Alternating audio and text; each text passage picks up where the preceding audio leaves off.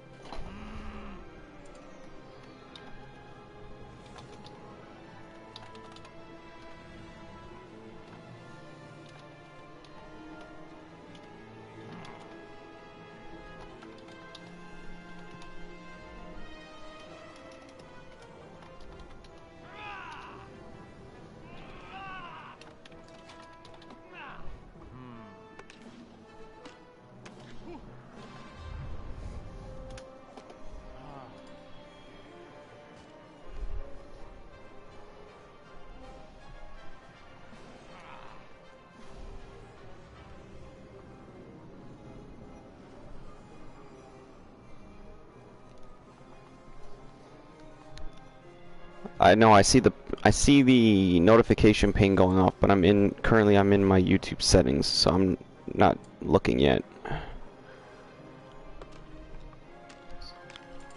What's up, Dustin? All I gotta say is, wow! The Obi-Wan show is off to a great start. At just these 2 episodes, which feels like a mini movie. Which I like how these episodes are going to be done. These episodes are going to be done like little films. I watched them at midnight, and I plan on watching them a couple more times. I watched it 2 times already before doing this stream. So, and besides, I want to talk about it on stream before I go to work, because I go to work later. But yeah, this show had me surprised. It's as dark as it needs to be, and it ties so much. So far, the one thing I know people are gonna say, no, there's no contradictions.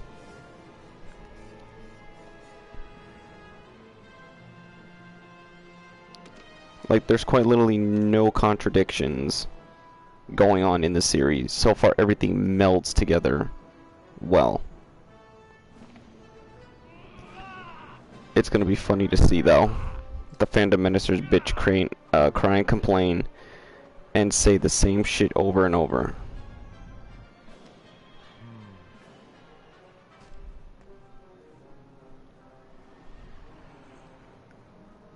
Like, I am gonna talk about some spoilers. Kenobi, it already makes sense why he's off-world, and that's a good thing. He's not stuck on Tatooine the entire time. He's out and about, and he's doing his thing.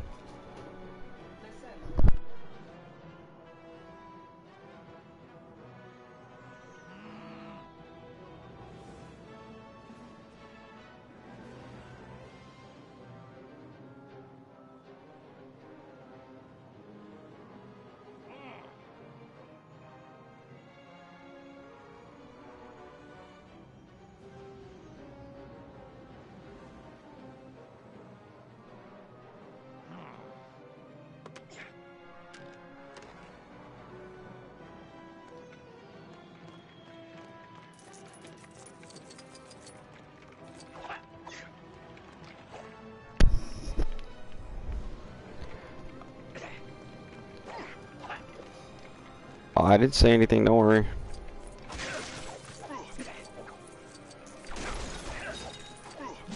Now we gotta wait, we gotta wait 4 more Wednesdays to finish this up. There's gonna be some long-ass Wednesdays, or weeks apart. And that's something I'm sure you guys notice. Don't you guys, when you anticipate something, time likes to slow? Like, intentionally slow against you?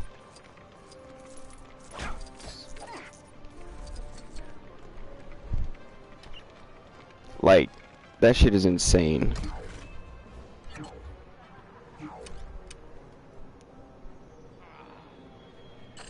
Oh, damn. Well, that's good.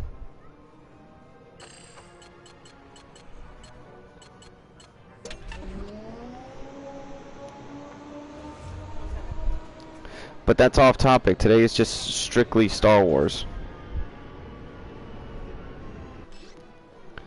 Oh yeah, Dustin, I know. You probably streamed, so didn't you mention it? You know. And it's funny is okay, I know a lot of people are gonna ask, what about the look of the Grand Inquisitor? Despite it being a different actor, the Grand Inquisitor, he's pretty accurate and faithful to the role.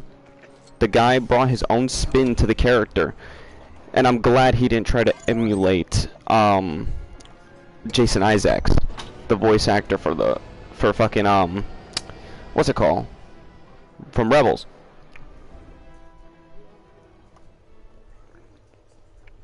But so far, the story where we're going in Obi-Wan is right now Obi-Wan's off-world because Leia was kidnapped.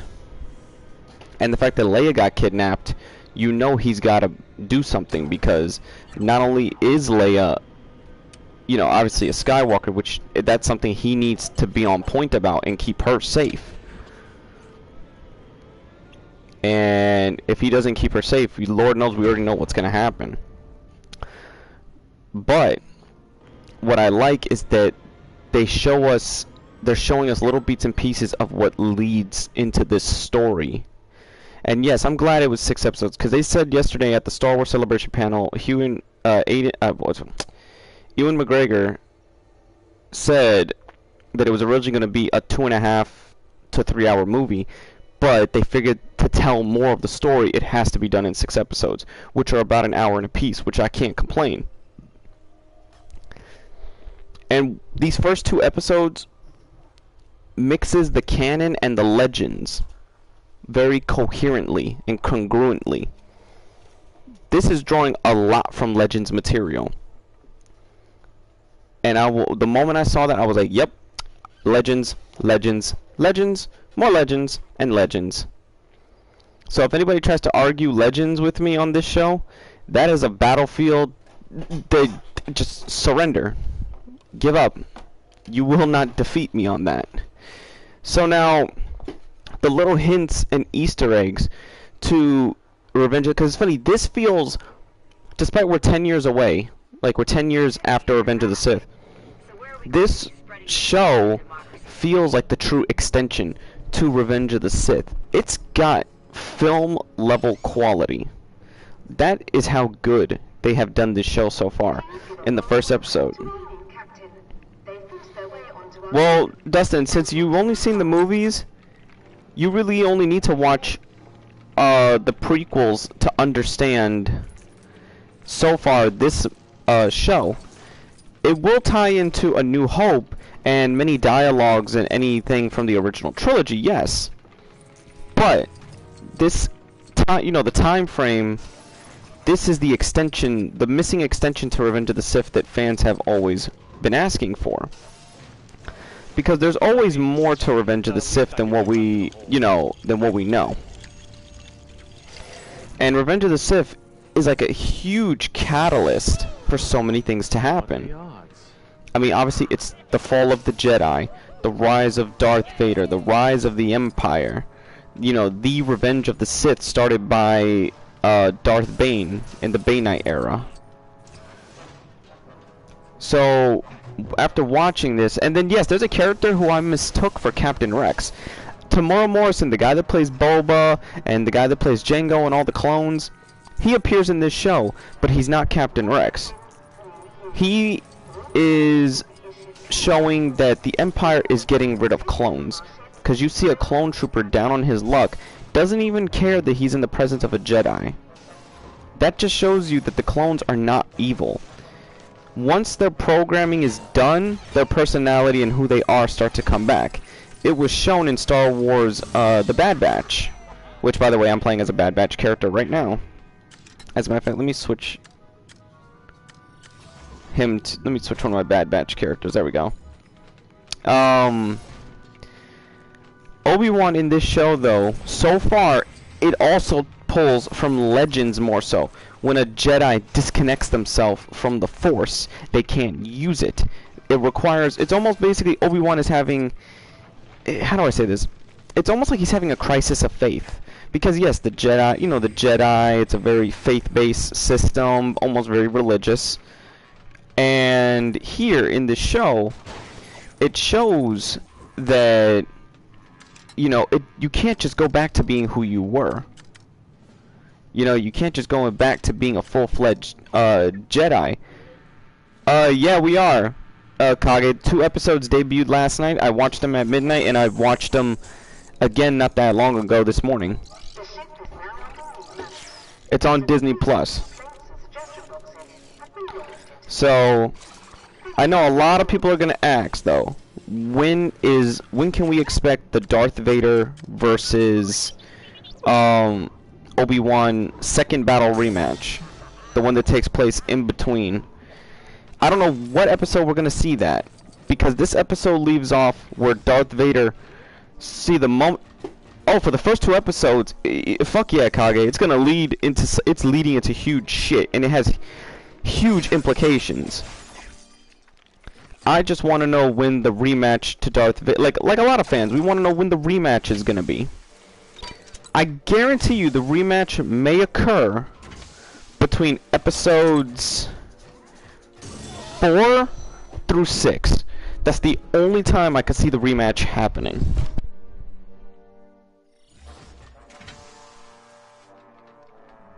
Because there's a reason. See, they're doing a lot of, they're showing you and they're not telling you, because they're letting you piece together the knowledge of, okay, how is it that Obi-Wan, how Vader couldn't find him after 10 years?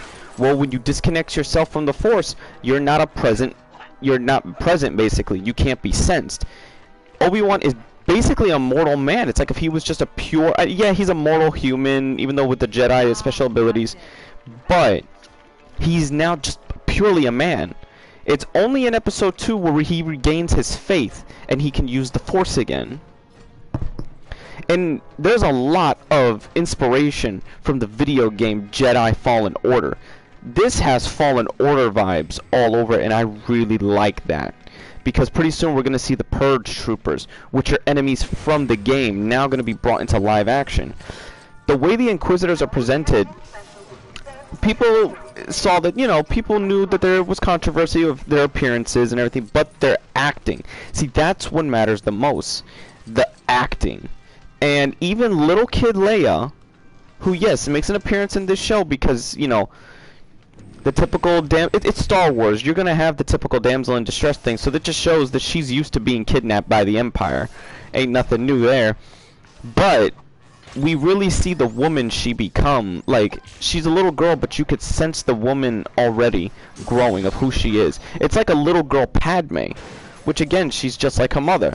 And I love the dialogue where Obi-Wan basically describes Padme without telling Leia who Padme was, because, you know, secrecy. There needs to be a lot of secrecy kept for her safety and for the safety of her brother Luke. So that's what I'm curious.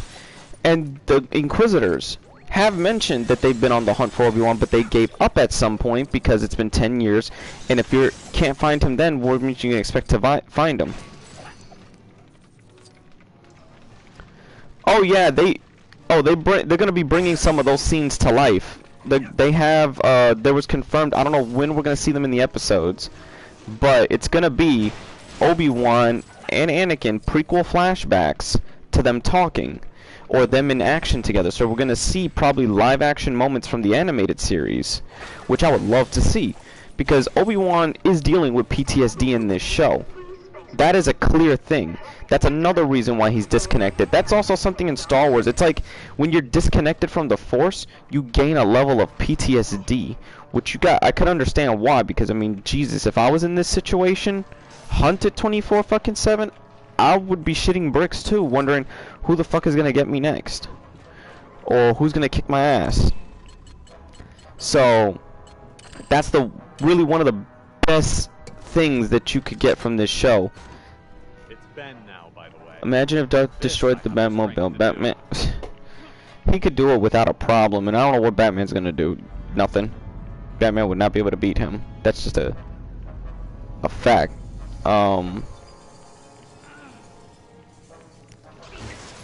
So I also like some of the in-universe jokes. They have some in-universe jokes, but this show proves to a lot of people that Star Wars can be dark, because the subject matter and what the show opens up dark. The show opens up with Order 66, the night of Order 66, which I heard that that's what they're gonna do, but I didn't expect them to fully show it, which had me. I was like, wow. Now, Obi-Wan has not used his lightsaber yet, which is something that I know they're saving. Because think about it, you use your lightsaber, it's a dead giveaway. And I understand the secrecy. A lot of people say, oh, why is he using hand-to-hand combat? He's also a Jedi. Think about it. Jedi also know how to fight hand-to-hand.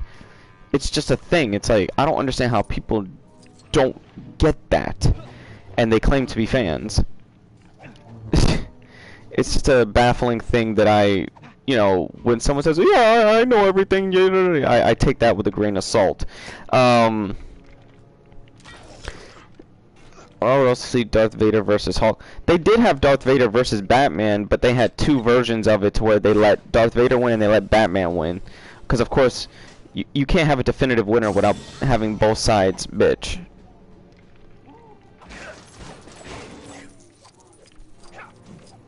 What do you mean what, Dustin? What, to his question or to me?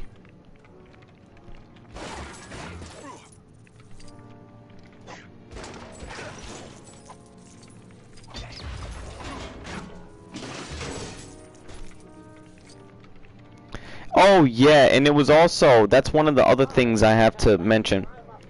Obi-Wan hasn't seen Vader or Anakin yet, but now that he hears that he's alive, the face on Obi-Wan was basically, it's the equivalency of you shitting the bed.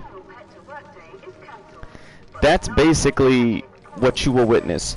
It's the equivalency of Obi-Wan shitting the bed, because he's like, wait, what? He's alive? Because I'm pretty sure he's gonna see, and he's gotta see the hell that his apprentice is basically in now at this point, which Anakin solely blames Kenobi for. Even though I feel it's a little unfair to blame him, but yes, Obi-Wan did have a piece in that. Obi-Wan is one of the people that put Anakin in the suit because of what he did to him, severing his arms and legs. You know, I'd be pissed off too, and I'd want to hunt your ass if you did that. Like, I would want your head on a stick for what you did. So I wonder, how will this confrontation begin? And where will this duel take place? Rumors that it might take place back at Mustafar, which would be a great callback if they did that. I always loved Mustafar, so I feel that a battle taking place there again. This time, the Mustafar environment has changed, so it solely won't be the same. And I'm glad that it will not be the same. Because if it stays the same, or the environment stays the same, because Mustafar has a day to night cycle, I wouldn't mind seeing a fight during the day. We could see both of them in their glory, just hacking away at each other. But I don't know how Obi-Wan is, like, that's the mystery. How is he gonna survive this fight? It has to be a circumstance that stops both of them from killing each other and allowing Obi-Wan to escape, and Vader still not knowing that this his old master is on Tatooine. So there's just a lot that has to go on and like keep going on, because like basically the first two episodes, it's just a reintroduction to the character of Obi-Wan and basically a reintroduction to this time period, because we all know we're in the Imperial time period. Don't get me wrong, that's where we are, and that's where a lot of these shows seem to want to go place. They want to really flesh out the Galactic Civil War period, which I don't have an issue with. I don't mind seeing the Galactic Civil War era again and again, because there's a lot of shit that has gone on in the 19 years. There's a lot of stories that gone on, and I hate hearing the Fandom Menace always open their mouth saying, oh, they should do it like this, they should do it like motherfucker, there's a reason why you guys are not in the writer's room. So I don't know, I just wonder where literally 3, 4, and 5, because what they show about these Inquisitors in the show, the Inquisitors are very much accurate to their portrayal in the comics and in the show, which I do enjoy. That's one thing you had to really also get right, was fucking the Inquisitors, especially the Grand Inquisitor, since this is his first live-action debut. Though liberties were taken certainly with his appearance, he still represents who he's supposed to be. And I believe that's the most important part. You represent who you are. And I find it funny, like, the comment section of people who try to act like they know Star Wars, and their arguments are as flimsy as wet toilet paper. It kills me. Like, it absolutely kills me how flimsy they are. I mean, haven't you had an argument with someone, or somebody tries to pull up a fact to you, but then suddenly, once they present you a fact, it's so filled with holes and logic, and then when you debunk that logic, they get upset with you. Like, no, don't say dumb shit and you won't get debunked. It's as simple as that. And the one thing a lot of people also got to understand is they are going with the whole Obi-Wan and multiple perspectives angle. We're learning Obi-Wan's story and what he's done through not only his perspective, but through other character perspectives, slowly. Like, we're seeing Obi-Wan through everyone's eyes, including Obi-Wan's eyes. And that is what has you. You really want to know where this is going to go. Because where it's going is, one, this is the direction Star Wars needed to take. And a lot of the people like to bitch, cry, and complain.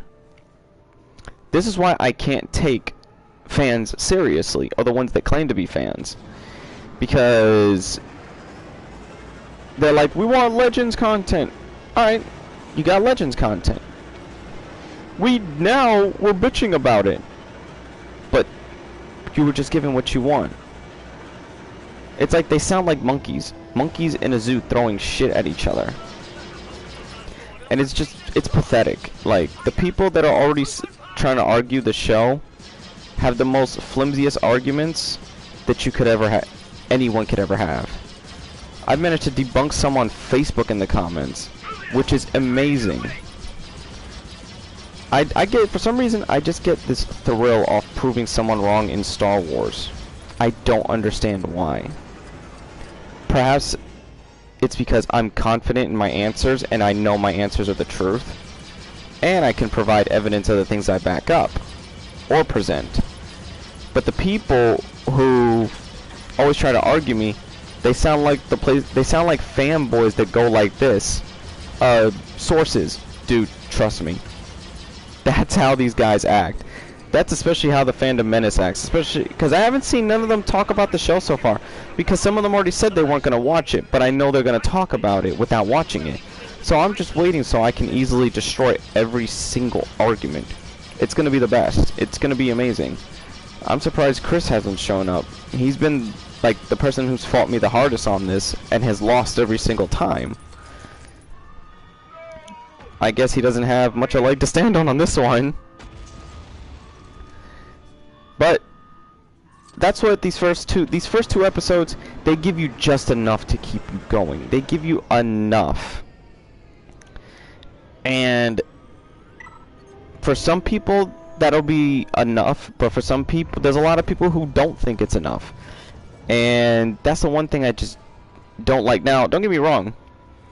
My criticism of the show is, yeah, you could have done something other than a hostage situation, but in the universe's world and lore, it makes sense. That's why I can't get too ticked with it. And it does have minor humor so far. There is some minor humor, which was a shock that it was actually in there. And after I saw some of the humor, because you know, Star Wars is a blend of action, drama, adventure, humor, so many different melding pots of ideologies. And the thing is, I'm just curious on how actual fans will react, because there's a lot of people excited for this show. I mean, again, never listen to the fandom menace because their opinions are invalid. Listen to the reactions and reviews of an actual fan. As a matter of fact, I should look into some videos to see what other people have thought about it. Because I wonder if my favorite YouTubers or Star Wars channels actually either continue being on the light path or have they fallen to the dark side. That's what I find curious. So, let's see. Let me look.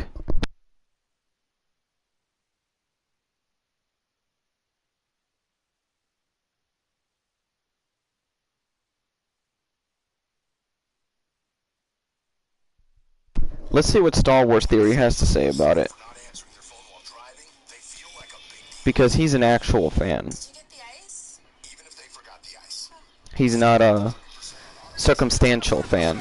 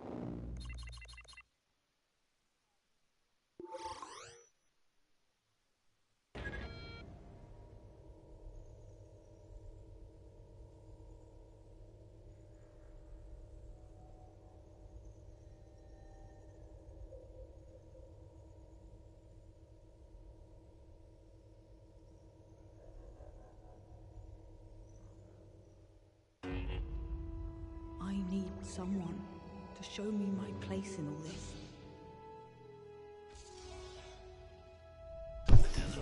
He's making a living for himself as a regular man, finally getting back to his EOP. That's weird. I had to reset the level. He feeds it and heads back home, heading to his cave, making himself at home and comfortable when he's visited by a Jawa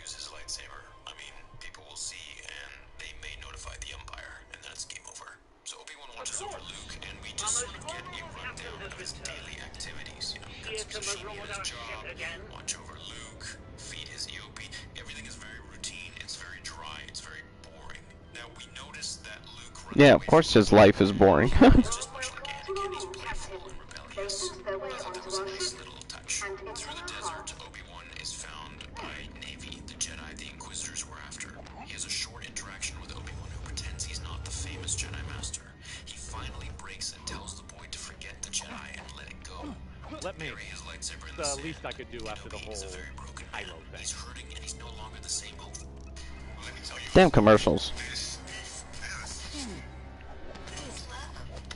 I hate commercials so damn much. I'm here because I have to be, not because I want to be.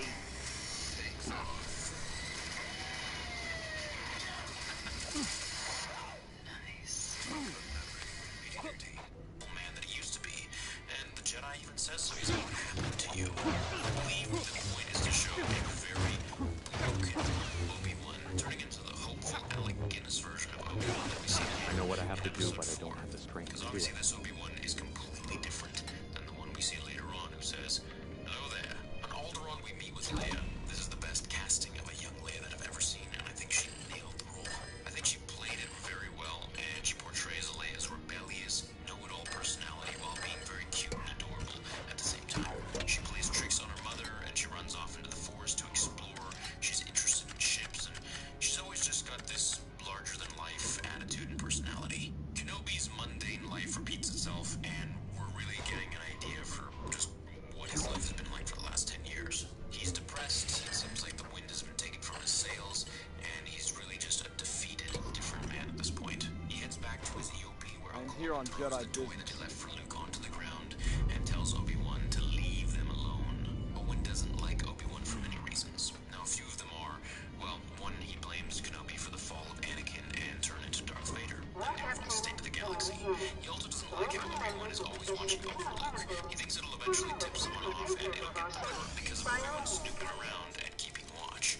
And third, because he feels that Obi-Wan is really just using Luke in order to push him into whatever he wants him to do, which is to be a Jedi and, well, fight the Sith. Obi-Wan asks if Luke is okay, and Owen says, you don't care if he's okay, you care if he's showing. He means showing signs of the Force, meaning Owen thinks Kenobi It's only Ben uses now, by the Luke way. to push him to be a Jedi like Anakin, and that of course didn't turn out very well. The Inquisitors enter the scene, and Reva speaks about how the Jedi abandoned them and betrayed them. She's really angering the fifth brother at this time, and you can see his hierarchy in this scenario because he obviously is commanding her and telling her what to do. It seems like she's really speaking to herself in this scene, how the Jedi abandoned them and betrayed them. She's talking to the people, but really, it's like she's talking to herself. So the Jedi obviously abandoned her, and they betrayed her. How she thinks this, I don't know, and what her problem with Obi-Wan is, I don't really know, but it tells me that maybe Kenobi did something to her that made her feel abandoned. She obviously has pain, and she's blinded by her loss of someone. She picks on Owen. She interrogates him and asks him if he's hiding a Jedi on his farm. He declines, of course, and she asks why she should believe him. So this confused me, since her powers and abilities are to read people's minds. So if she just did that to Owen, she'd look around and see Kenobi right there. She'd know he's around. She'd know Owen is involved with Kenobi. Well, I gotta debunk Star Wars theory on one thing.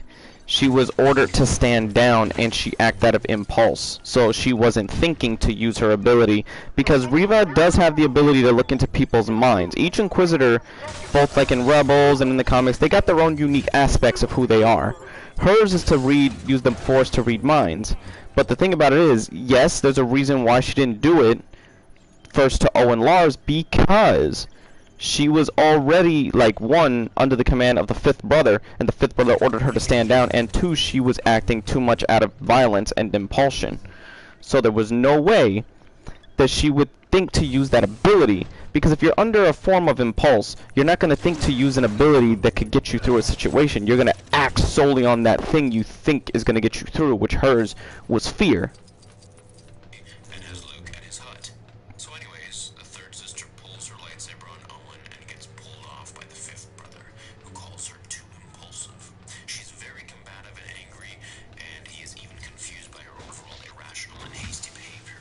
It's clear that the Grand Inquisitor and the fifth brother do not like her at all. Why they're keeping her around? Probably for her abilities of seeing into people's minds. What are Leia is the at a family odds? gathering where we see C-3PO. So we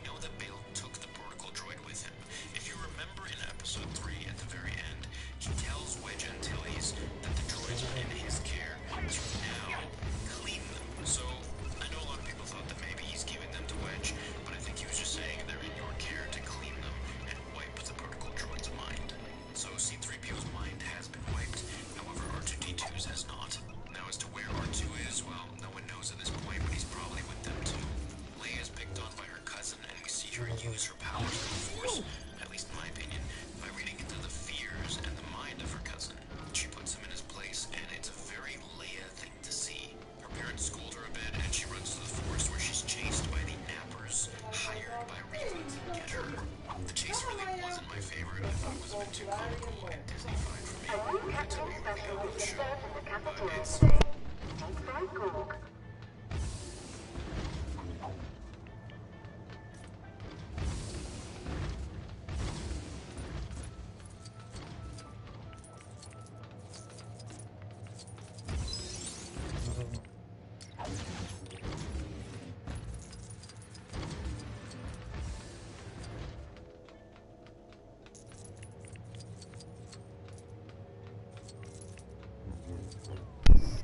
Sorry about that.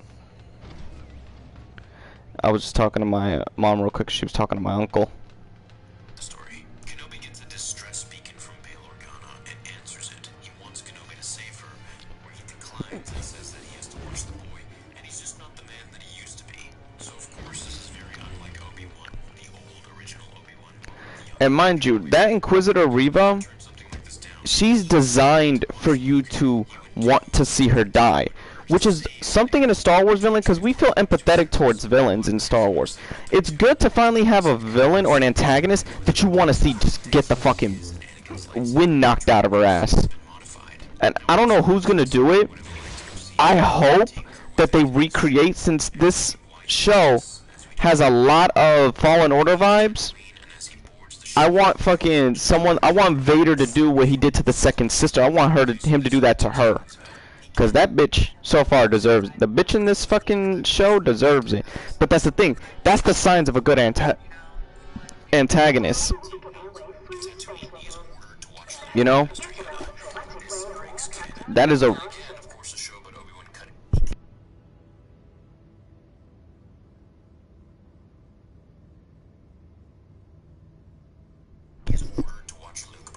Okay, so this is what I don't understand. Why do people feel like he has to solely stay on Tatooine? Do you people really want see, I love Star Wars 30, but again, he doesn't even understand this. People don't want to stay on Tatooine the entire freaking time, and Obi-Wan is just not Luke's protector. He's the only other Jedi that could also help Leia. It's common sense. No, it doesn't break canon. It doesn't, Star Wars Theory. I love you, man. I love what you do in your videos, but dude, it does not break canon. He did it in Legends. So, why is it permitted for Obi-Wan to do this in Legends, but he can't do it in canon? See, that's cherry picking, and that's basically, they're trying to use Legends. Fans are now trying to use Legends to gimp the show, saying, oh no, only one medium can do it, the other medium can't. No. That's not how it fucking works. And as long as I'm here, I will make sure that that's how it fucking works. Okay? I'm not gonna let people... I don't care if they're fans or not. I'm not gonna let people use their own old information to bypass what's in front of them. I mean, that's just how I am.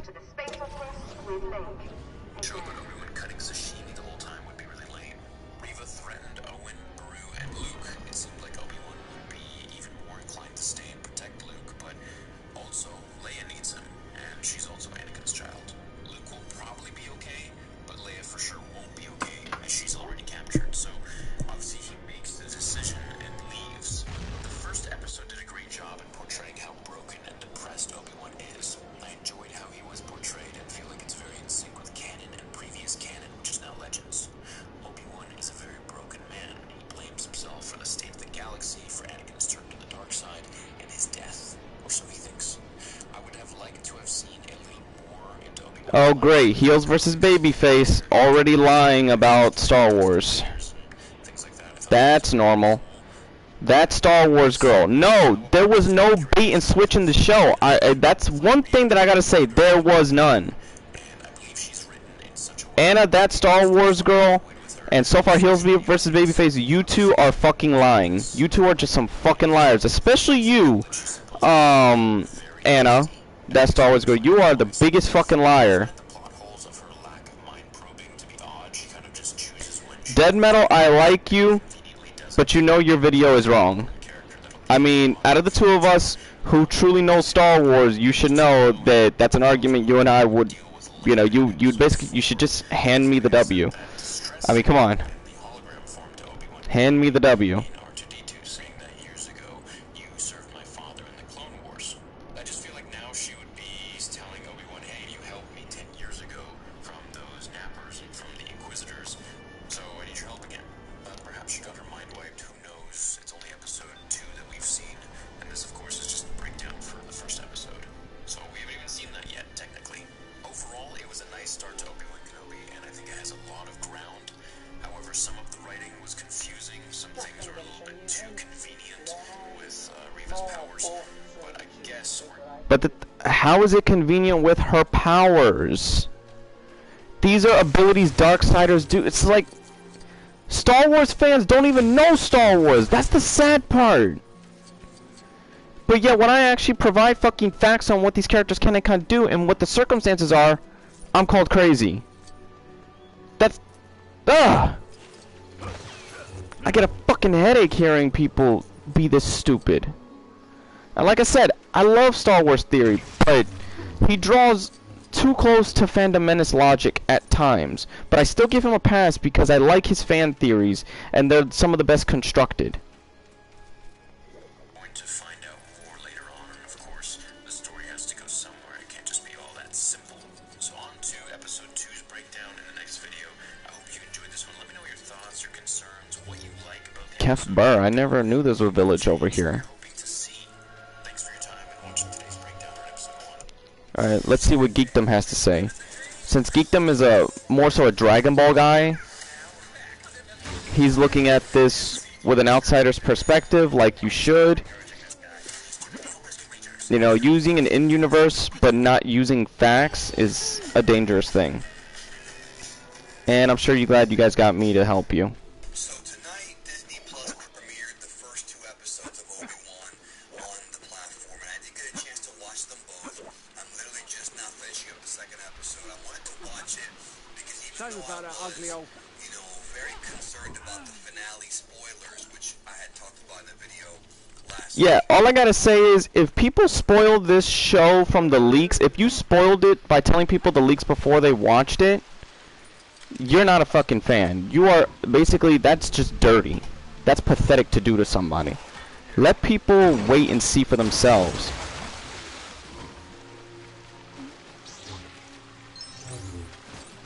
I swear, my battles for today has already begun. And it's far from over. See the show and seeing it, if I check it out and see if maybe, you know, I was hoping it wouldn't become, you know, wouldn't bore me, and it would at least tell like a decent story. Although I don't like they do it in the last episode, I still want to kind of see the show and see how it plays out, you know, before making final judgment. Even though I wasn't exactly sure if I was going to see it or not, I want to check out the first 2 episodes today. First of all, I only read the synopsis for the last episode, and I didn't read everything, just parts of it, so I don't have complete context for the first 2 episodes until I got to see them. So the story is, of course, by Stuart Beadle and Hossein Amini, and Deborah Chow directs, I believe, every episode of this show. So first of all, I want to say that they kind of open up with like a recap of the prequel trilogy. Like the first episode started with a recap of the prequel trilogy, which, although I understand why they did it, I also feel like maybe, I don't know, I can't sit here and say it was unnecessary because not everyone wants to go back and watch the movies again. I mean, each one's like, you know, over 2 hours long, but they kind of were able to summarize everything as well as they could into one little section. And then, of course, picks up, you know, 10 years after the end of Revenge of the Sith, where Obi-Wan has been on Tatooine looking after Luke, and the story kind of takes a different direction because it doesn't really focus much on Obi-Wan and Luke. It actually focuses a lot more on Obi-Wan and his relationship with Leia, which I had thought prior to, you know, A New Hope, there was no relationship.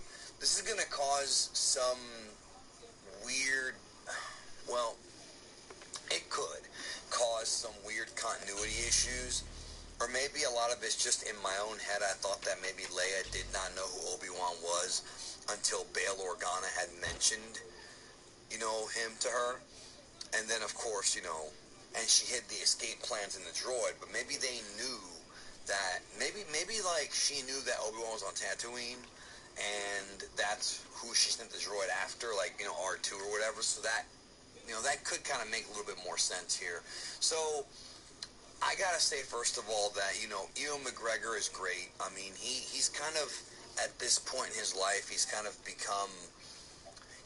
broken man. He kind of has become situational with his, like, he's kind of become accustomed to a situation. Like, he kind of gives up on the Jedi, gives up on the idea of fighting. He just wants to make sure that Luke and Leia are going to be okay, because they could eventually be the saviors. But the idea of, rebelling, that is to say, against the Empire is not really one that's big in his head at this point. But the story of the show really revolves around Reva, otherwise known as the third sister, who is kind of the main, I don't want to say the main character, but the main villain, even though Anakin's really the main villain, like, Vader and the Emperor are the real main villains. She's the main villain of this show, and she's obsessed with finding Obi-Wan Kenobi. And it's kind of hinted upon in the first episode, even though it's not exactly explained, but she seems to be somebody who is a former Jedi. Like, based on how Obi-Wan describes the Inquisitor, she's definitely a former Jedi. Probably feels the Jedi couldn't protect her, and she eventually joined up with the Inquisitors. That's my assumption, based on the first 2 episodes. The Grand Inquisitor is also in the show, and I was a bit curious about where they take the Grand Inquisitor, because I feel like he's going to be somebody who would really end up being fodder for Obi-Wan. But even Obi-Wan himself is a bit rusty when it comes to using the Force.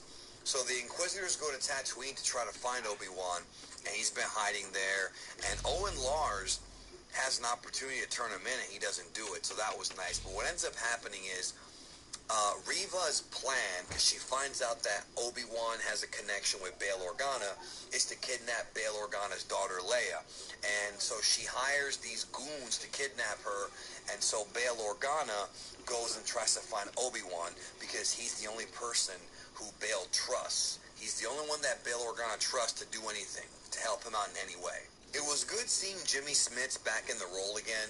The last time we saw him play this character was on Rogue One, and before that was Episode 3. And he's, I like Jimmy Smits. He's a good actor, but the story ends up leading to Obi-Wan trying to rescue Leia, which goes into Episode 2. Now, again, I wonder what they were going to do with the Grand Inquisitor, and he ends up being fodder. He ends up getting killed. At WP Engine, we power your freedom to create online. Bring a new idea to life. Listen to all the good stuff. Explore new worlds. Indulge in the drama. Uncover the truth.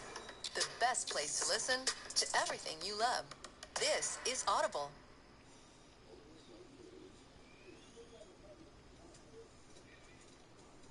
By Reva, with her whole thing basically is that she wants to take over.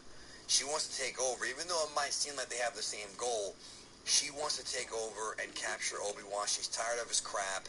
He pretty much tries to bully her around, saying they found her in the gutter, and she kills him, and then she's like, who's in the gutter now? Which is a great scene. I'm guessing the idea here is that we're kind of, Okay, I'm back. My bad, guys. I was using the bathroom. I'm just listening over to how to people talking about Obi-Wan, and of course they can't set aside their bias against the other stuff Star Wars has done. So far nobody has looked at Obi-Wan with pure eyes. So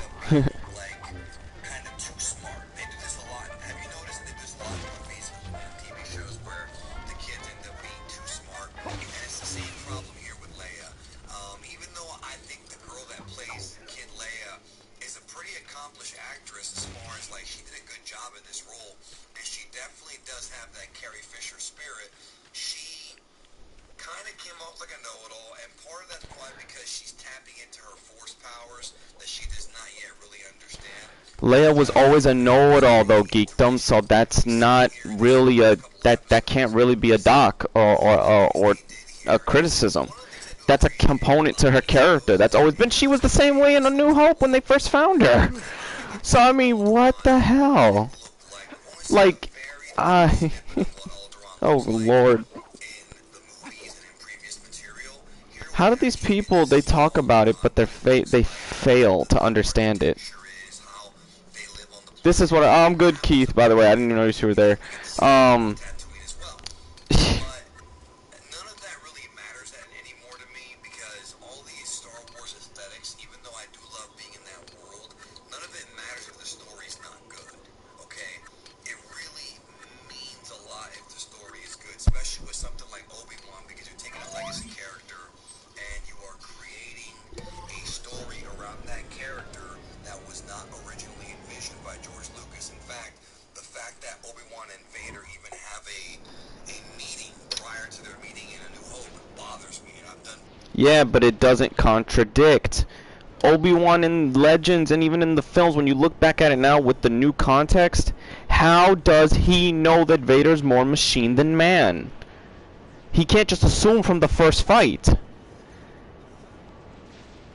That is what you call plot contrivance. So they're willing to defend plot contrivance, but they're not willing to defend the story actually being explained. Videos about this. I do not like the fact that they are going to have a fight or whatever, when they really shouldn't have a fight. Even though I know the fight's probably going to be cool, and I know it'll probably be really fun to watch, I don't think it serves the story that well. I think it makes more sense to where the last time that Obi-Wan ever saw... No, it doesn't make sense, because he assumed he died. Oh my god, the plot holes. The plot holes that people reviewing this have more plot holes than what people say are in the series. It's fucking amazing, because there's really none, and I'm watching it twice already. That there's no fucking plot holes. I mean, oh my god. Let's see what Stupendous Wave has to say, because he's a much smarter guy. Finally arrived, and with a stunning two-episode premiere, many fans have been left with an incredibly intriguing setup to a widely anticipated story. After 10 years in exile, we finally meet General Kenobi once again, and get to follow him through his life in isolation, his call back into the final fight, and the setup for his last adventure. In addition to the return of Ewan McGregor as the iconic Jedi Master and Clone War veteran, multiple fan-favorite characters have also made a glorious return to form. Spoilers ahead for the first 2 episodes of Kenobi. The likes of Bail Organa, Owen Lars, and both of the Skywalker twins make appearances in the first 2 episodes of Obi-Wan. So too does perhaps Kenobi's oldest friend and greatest rival and enemy. That, of course, is Darth Vader himself.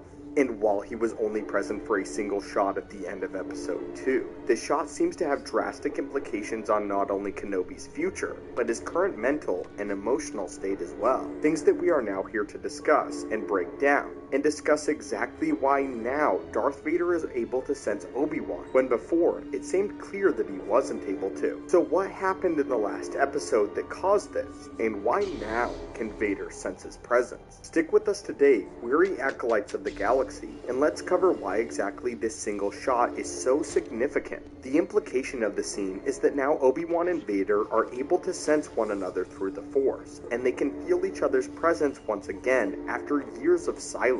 Specifically, it's implied that Vader is only just now able to sense Kenobi's presence from across the galaxy, despite having gone the entirety of the past decade without feeling any trace of his former master. After all, the scene just preceding this proves that Kenobi did not know of Anakin's survival. At least it was never confirmed for him outright, although we do have another video coming to explain this. Vader, however, has spent the last 10 years relentlessly hunting down his master, searching every corner of the known galaxy for the fallen Jedi war hero, and turning up empty at every single turn. So why is this? Why was Vader unable to locate Obi-Wan for so long? If Kenobi and Anakin shared such a close bond throughout the course of the Clone Wars, then why has Vader been unable to sense his former master's presence for so long? And why is he only just now able to feel Obi-Wan through the Force yet again? The likeliest answer is that this comes down to a combination of a few key factors, the first of which is Kenobi's use of the Force over the course of the last decade,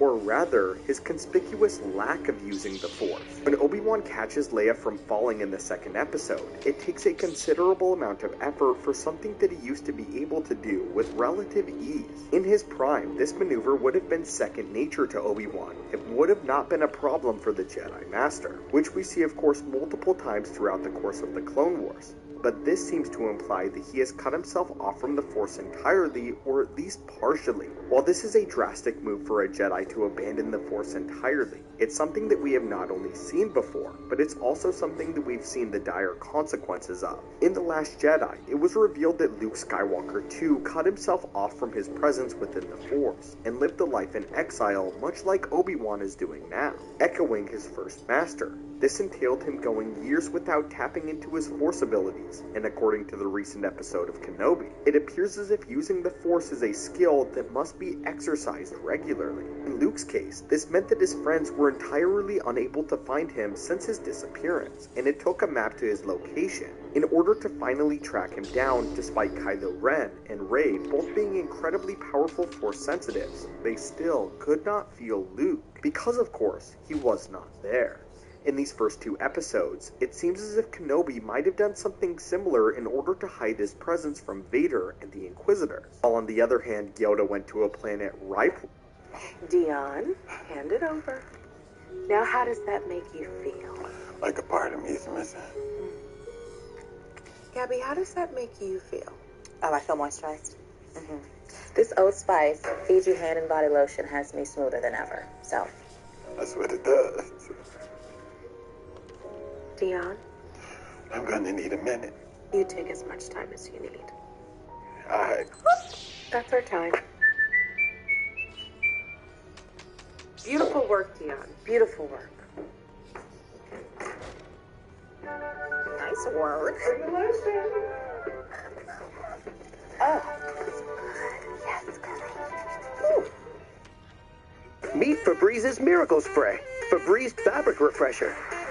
I literally use this every day to make my house smell amazing. After I make the bed, after my dog jumps off the couch. So I can wear my jacket or jeans one more time before I wash them again. It even makes shoes smell fresh. It doesn't cover up odors with scent, but actually eliminates them. Oh, there we go. The Force. Obi-Wan had to cut himself off from it entirely for his own safety and the safety of Luke, the ramifications of which are drastic. The second factor has to do with how the Force operates, as we know that the Force presence of an individual can be affected by their own emotional state. This is why powerful negative emotions are able to corrupt an individual and lure them to the dark side, with fear, anger, and pain being the three most common cited triggers. However, on the opposite end, we know that positive emotions can also trigger various Force-related consequences. Our most recent example being Grogu throughout the course of The Mandalorian as he learns to harness his own power in the Force. The second, wherein Vader and Kenobi seem to sense one another, comes directly after Kenobi receives blatant confirmation that Vader and Anakin are one and the same. Reva, for what appears to be the first time since the end of the Clone Wars, confirms to Obi-Wan outright that his Padawan is still alive, something which he may have suspected in the past, but it's likely that it was never outright confirmed to him. This information triggers an incredibly visceral emotional response within Obi-Wan, which appears to be the direct reason why his own presence in the Force sent ripples throughout it for Vader to pick up on for the first time.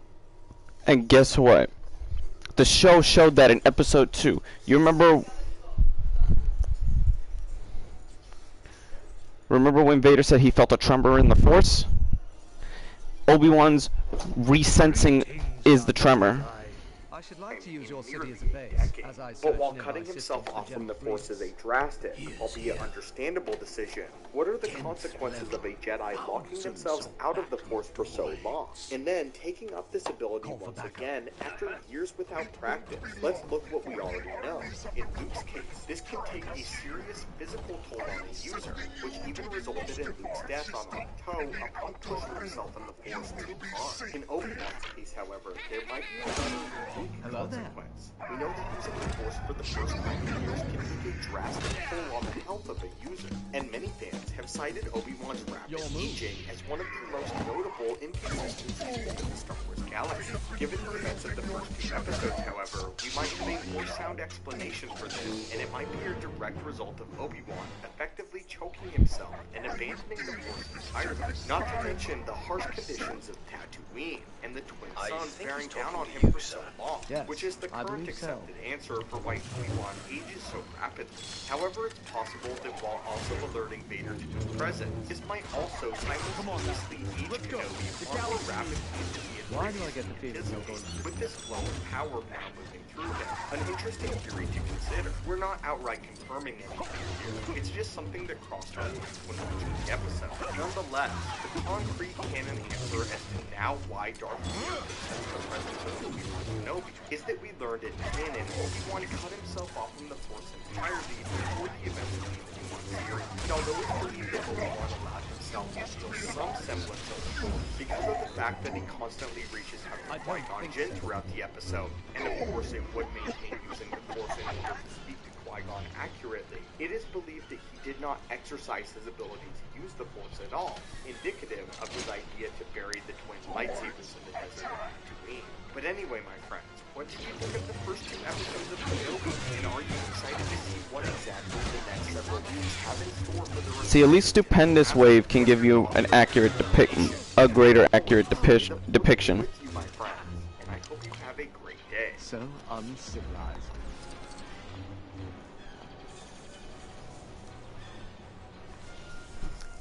Everyone here is the best there is. Damn right. Who are they gonna get to teach us? Good morning, aviators. Whoa! It's Maverick.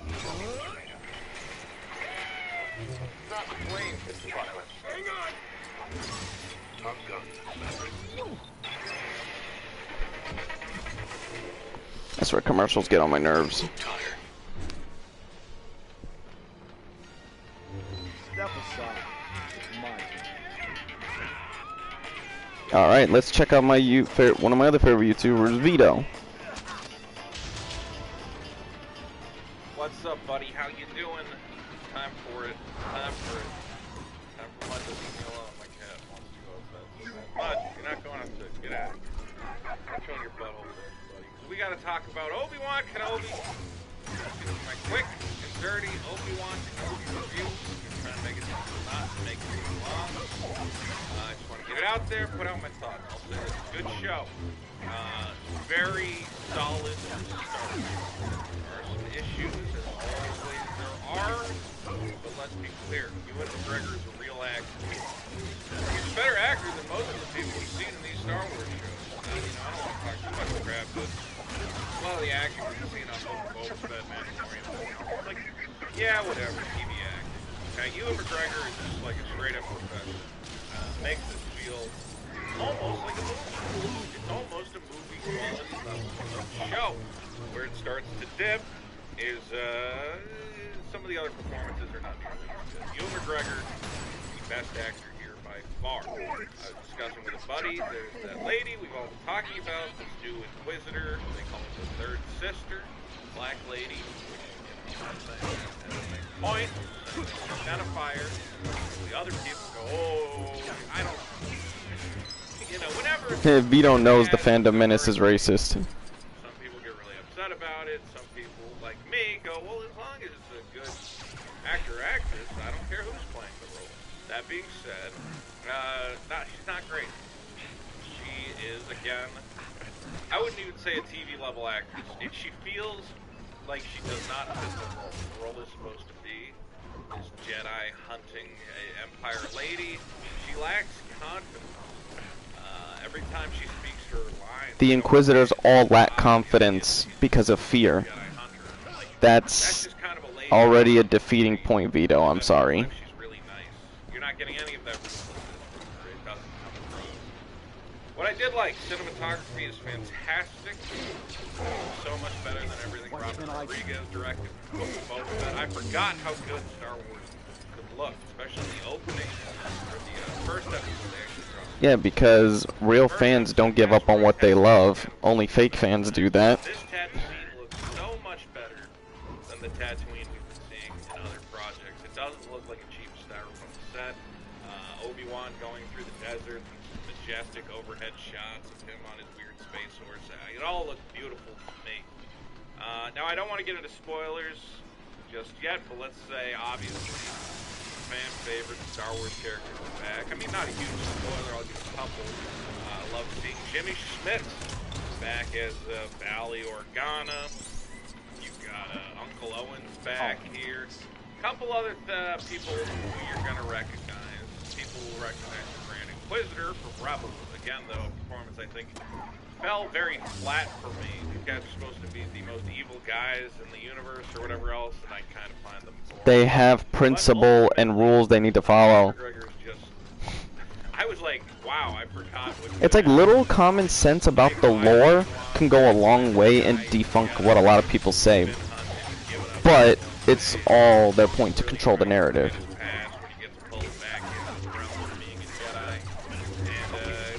Fantastic acting from McGregor. So do I recommend this show? It's a good start.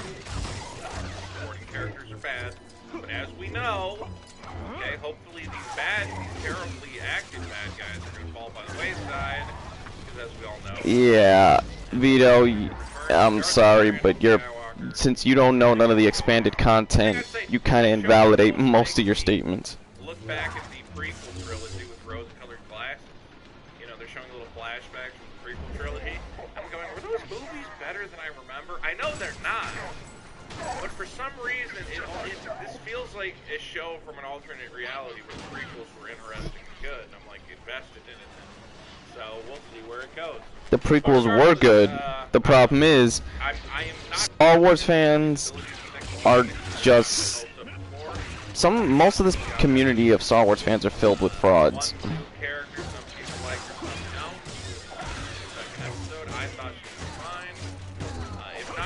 Great. I thought it was great addition. But I don't want to spoil it. Go in, watch it. Let me know what you think. But I, again, am cautiously optimistic. And please, in the comments, tell me, did you watch it? And if so, what did you think? Did you like the new character? I actually watch it and pay attention to every vital detail. Again, do you have any faith in Disney and their ability to execute on this franchise? Let me know. Don't forget, subscribe to the channel. And go check out my comic book over at superkiller.org. I'm trying to get the mailing list filled up so that all you people Hey, the fuck? Please sign up for the mailing list. Take care of yourself. Obi-Wan Kenobi. Let's hope it's good. We'll see.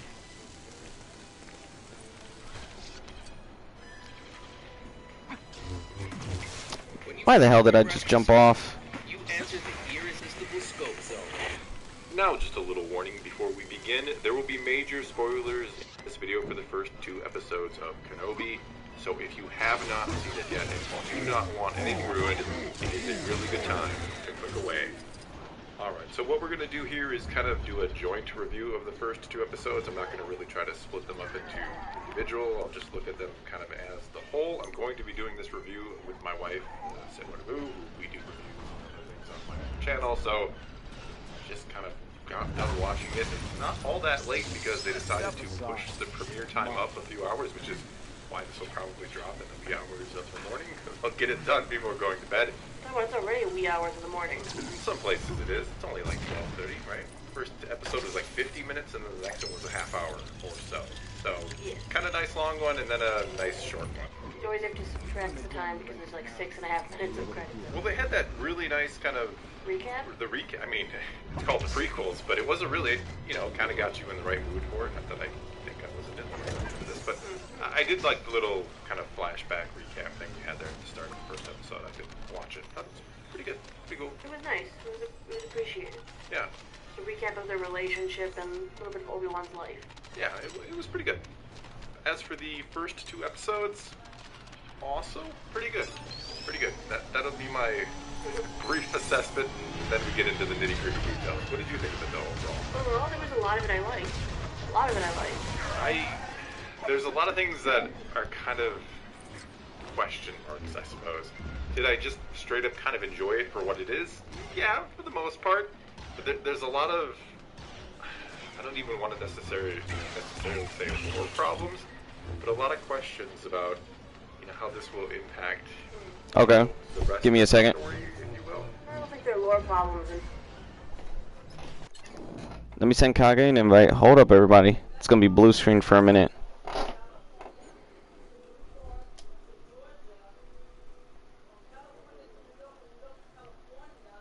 Where in the hell? Jesus, I gotta search through my entire list just to find Kage. God damn.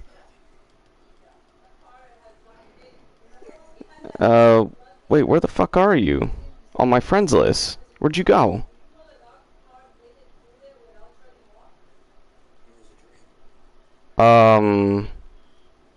Question mark? Where the fuck is There he is. I'm about to say, why the fuck did it put you at the bottom of my friends list when you're online?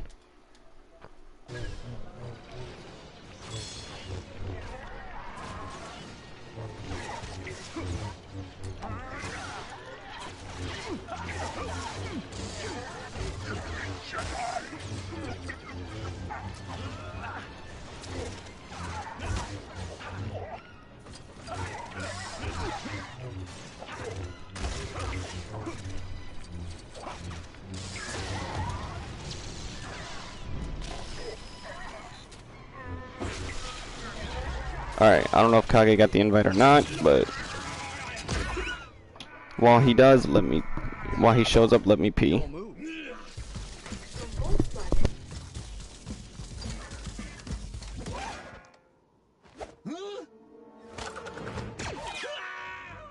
So uncivilized. Commander, contact your troops. Tell them to move to the higher levels. Very good, sir. The time has come.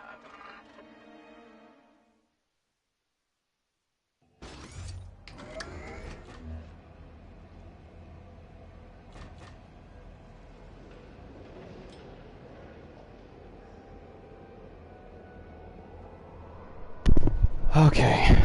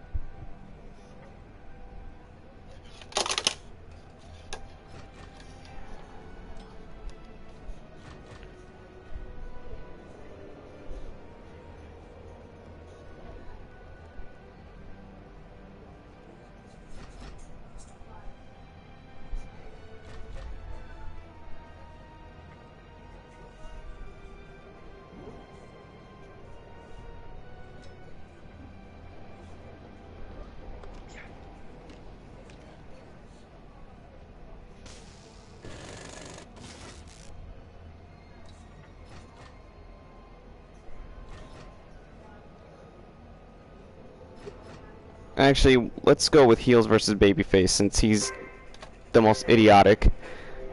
I don't know where Kage's at. He said he was supposed to be here. Oh, there we go. What's up? Oh, nothing. My fucking war has begun. My war has begun. What war? The war for Obi-Wan. Ah, shit, here we... And this is coming from someone who thinks he's my second favorite character. And here's the thing, Obi-Wan's my second favorite character. Now that I got into Star Wars. I blame you and Jake for this. If you watch, that's the thing, if you know somebody that has Disney Plus, start watching the show, but watch Revenge of the Sith before you watch this, and then you'll get what's going on. Because it's a 10-year gap. But the shit about this, the thing about the show is that so far there are no contradictions, no plot holes, and everything is fitting in perfectly. But only 2 channels from the Fandom Menace have already talked about the show, and I knew it was gonna be Anna, and that bitch knows fucking nothing. She's adding shit to the show that didn't even happen. Or she's adding fucking shit she says that's completely out of context. I'm like, bitch, did you even really watch the fucking show? Well, since midnight, I'm on my 3rd viewing of the first 2 episodes. This is... Ah, boy. Ignorance is bliss. It's like, when it comes to Star Wars, if Chris finally had, since he finally just shut it and knew that I knew what I was talking about, and he finally fucking just stuck quiet because he knew this was a losing battle for him. Why can't these people just get it that they're not gonna win this fight? Nobody takes them seriously no more. They're a joke, but the problem is more idiots fucking follow them and take what they say as gospel. And that's where I got a problem. These motherfuckers don't even read the comic books. Their knowledge, they admit their knowledge only goes as far as the movies, and I'm like, you're failing right there. You already failed. So a movie, so wait a minute, so basically you're gonna go based off the movies, so the movies are gonna tell you what the cartoon was about, right? So the fucking movie's gonna tell you what happened in this comic book and in this novel. I'm like, I just like, do you ever hear that thing where it says, where you hear people say, I'm allergic to stupid people? Yes. I quite literally get a headache and I sneeze around people that are stupid. Oh, that's nothing. Try getting a rash. Oh damn, that's bad if you get a fucking rash. Like me, I will get the biggest fucking headache because I'm like, you guys are retarded. You guys are fucking retarded.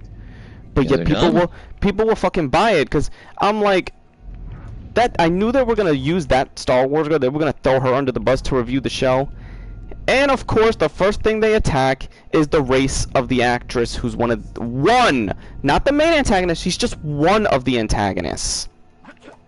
Let me guess. She's black. Yes, but the thing was, the Inquisitor in the video game, which everyone likes, the second sister, she's Indian. Oh my god! It's like, at this point, they need to just admit to themselves. They don't like seeing black people in higher roles. The way Jeremy from Geeks and Gamers described how he likes women, he wants them as background characters, and he wants women to act the way they did in the 50s. He wants those women submissive to men. Wow, there's some racism, there's some sexism there. But yet, they're saying, oh, and you know, they're like, how our group is very diverse. Yeah, you got token Latinos, token blacks, and token Indians don't help. You have them just for association. So, wow, the Phantom Menace is not only racist, they're also sexist. But that's what I don't understand. And I'm like, I guess the women in their group must be the stereotypical women, because Anna, that Star Wars girl, got, like, she's got the looks, but the brain doesn't go with it. I keep saying it. Why are all the pretty ones always so stupid? And try to pass off like they know what they're talking about. Hey, every time I see Kevin Samuels, every time I say the same thing. Why are the pretty ones? Why are always the pretty girls always so damn dumb?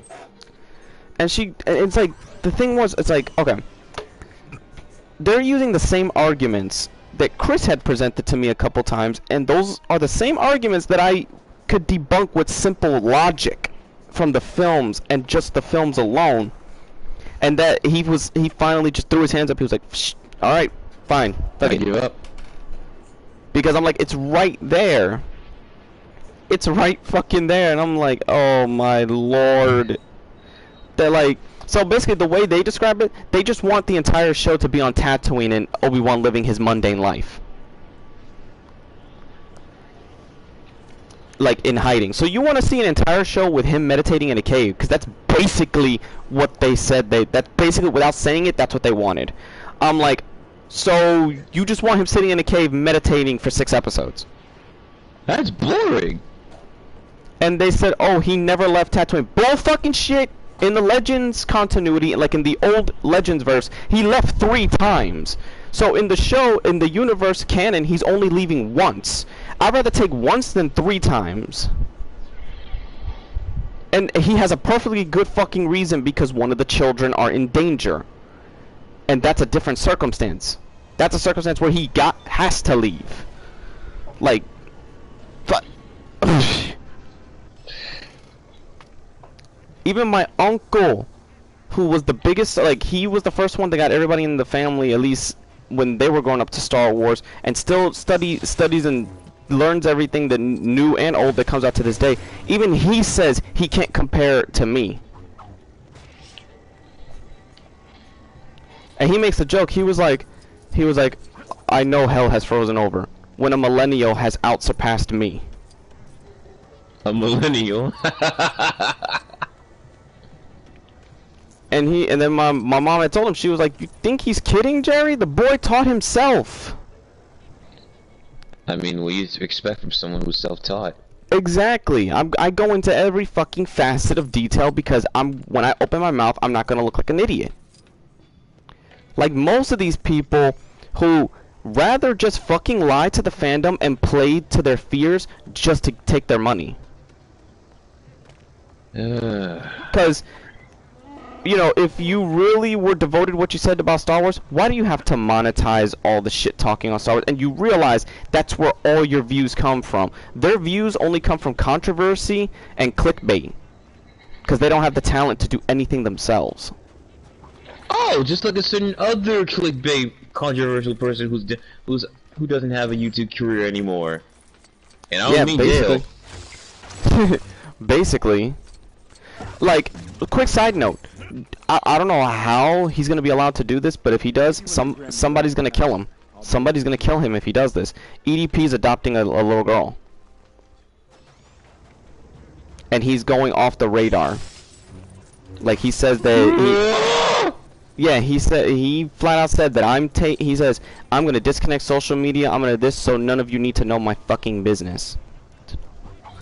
Okay, come on. Okay, come on. That is suspect right there.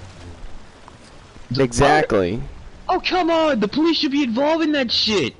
Well, the problem was, since fucking since the Predator poachers botched the investigation, they can no longer legally come back at EDP without starting a problem, and he could potentially countersue against the city. Why? So, again, unintentionally, the people that tried to stop him gave him more power. Why? Do you realize what kind of world we live in right now? Yes. It's a world where every fucking pedophile can get away with shit just by saying, and people keep telling TikTok to remove him, and TikTok says that goes, like, they try to literally, in a way, like, they didn't quote the amendment or some shit like that, but they tried to say something related to the amendment of freedom. Oh, hold on a second, John. Okay.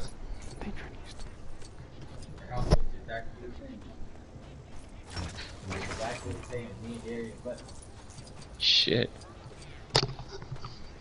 Go on, John. They basically said, oh, it's freedom of speech and we can't just deplatform somebody because of fear-mongering with no proof of the actions that he was accused of. I'm like, you're fucking stupid. There's proof all over. You're goddamn dumb. You are fucking dumb. No, you know what their proof is? He had to have been caught in the act fully. That's how they deem it as proof. Dude. Other than that, they said that let me rebuttal to that. Let me debunk that one right fucking now. Perfection. A guy who was well known for grooming children got caught in 4K by saying these stuff, and his career is gone. EDP says it. No one bats a fucking eye. That's what I'm saying. You know how illogical that sounds? Yep. You got to if someone is saying these things, oh well, it could be perceived as a joke. Stop putting comedians and pedophiles in two different categories. I'm gonna say that right now.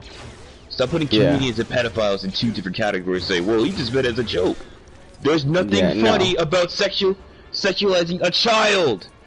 There really isn't, but yet they think it's a fucking joke.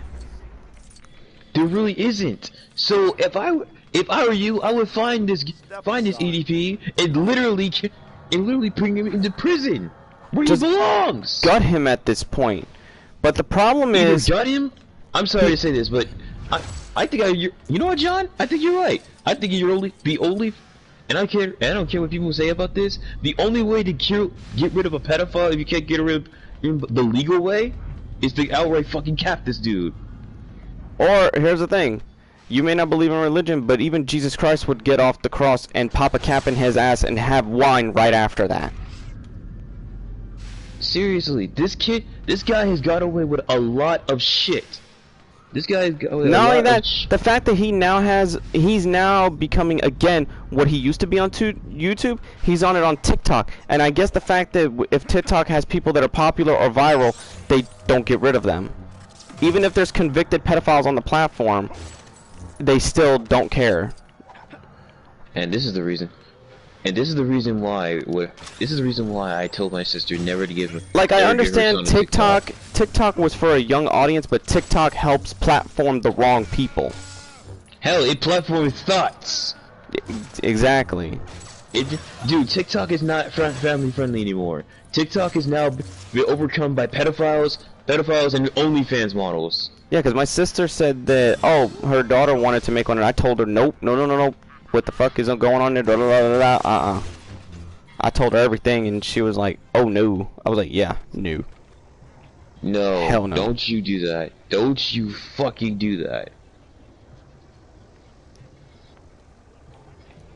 It's like, oh man, it's like, the videos I've been listening to, even, I love Star Wars Theory, but he himself kind of uses the arguments of the fandom menace. He uses his own arguments, and when he does use his own arguments, his video flows well. But when he starts to use their logic, it falls apart.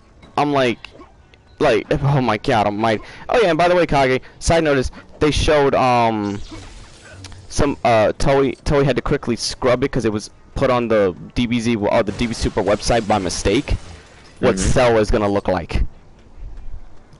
Ooh. He's gonna have what's it called? Since they have Golden Frieza's DNA, he's golden yellow. He's gold, yellow, and black. Gold, yellow, and black. And Gohan's mystic form has now upped a notch to, even though his hair doesn't change, he's got the blue aura now of a god. Okay. So I'm like, just give the man some fucking blue hair, please. Jesus. But then no, you're gonna have people like Geekdom saying that, like, oh, we love Gohan fans, we want the best for him, but then when he gets something cool, y'all want to bitch about it. You gave Trunks a good form, and yet and no one bats an eye about that. That's what I'm saying. And Trunks' form is Super Saiyan Blue, but with Super Saiyan 2 hair. But with yellow hair. He's just got the aura and the strength. No, he's got Broly's power, basically. Yeah? I'm really debating that that's Broly's son now. As, you know, as a future joke. Yeah. So I'm just like, do these people not, like, I laugh at these people who make... Do you guys not like cool things anymore? Here's the thing, they make arguments, but they don't realize that their arguments are more thinner than wet toilet paper. Because it's like, the people we're dealing with is the very people that Geekdom describe. It's like, okay, when you present them something that's fact that backs up what you say, they'll question it. Then when you pull another fact that proves that, then they question that too. So it's like, they gotta keep questioning each thing you bring up, because they can't argue you. They have to keep adding question after question after question, because it keeps the conversation in their control. True. Which is like, damn. You can't argue, but yet, like, here's the thing. I told her, I was like, Dead Metal, don't do anything about Obi-Wan, because if you argue Obi-Wan with me, we might get destroyed. You will get destroyed. And I don't want to do that to you. We already got our shit out the way, but I don't need you to open up a whole other can of worms. This whole can of worms started because of Star Wars from the get-go. So, don't open another Star Wars can of worms. We have 4 more episodes, the next 4 Wednesdays. Because it's every Wednesday now. Since yesterday, oh no, today they give you the first 2. Okay. And they're, like I said, an hour apiece, so you're basically watching a small movie, like basically the equivalency of a fucking Star Wars movie. And they did a what's it called? A prologue that basically basically brings everybody up to speed with the prequels and what happened to understand what's going on. I'm like, Star Wars hasn't really done that for anyone. Like, they gave because they know that opening proves they're like this. Nobody is gonna go back and watch the movies because again, audiences are stupid. They don't want to go back for details. So It's Ben now. I just don't understand. Like you see, I can't even think straight when I'm dealing with stupid people. Hey, that's how I felt when I was in the Sonic community. At least the Sonic community, are you by my understanding, at least they use. Who the fuck's calling me? That's your ringtone?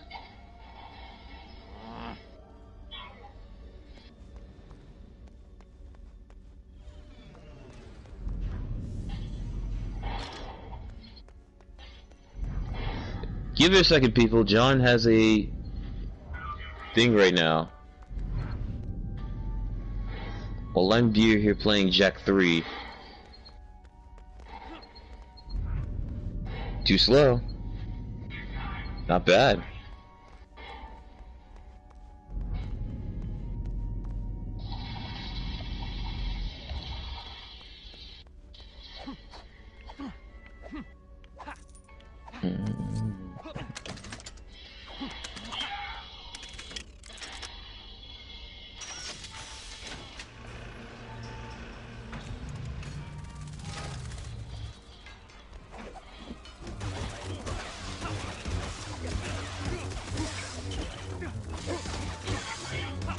Trying to turn over a new leaf.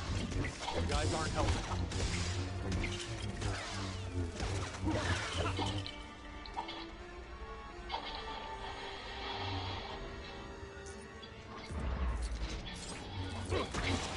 Ah.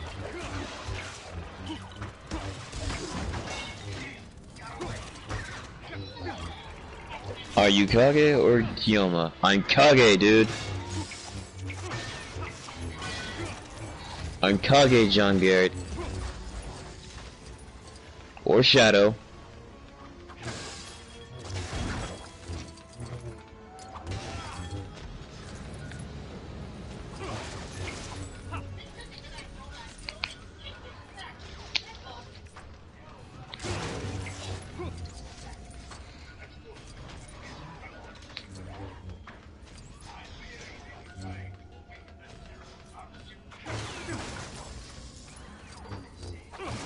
Like I said, yeah, it's either two ways to say my name. Either Kage, Shadow, or Reaper.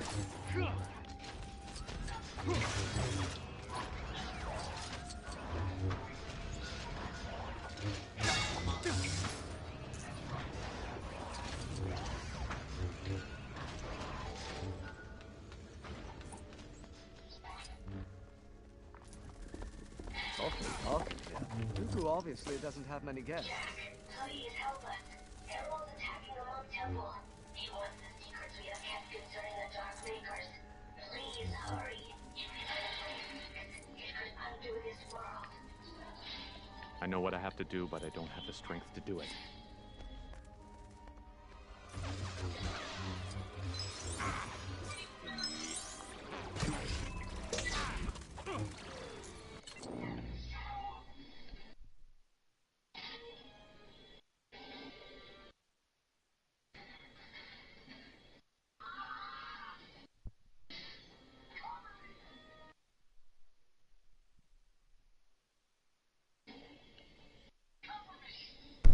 That was actually my boss. I'm gonna have to shut down here because I gotta get ready to go to work.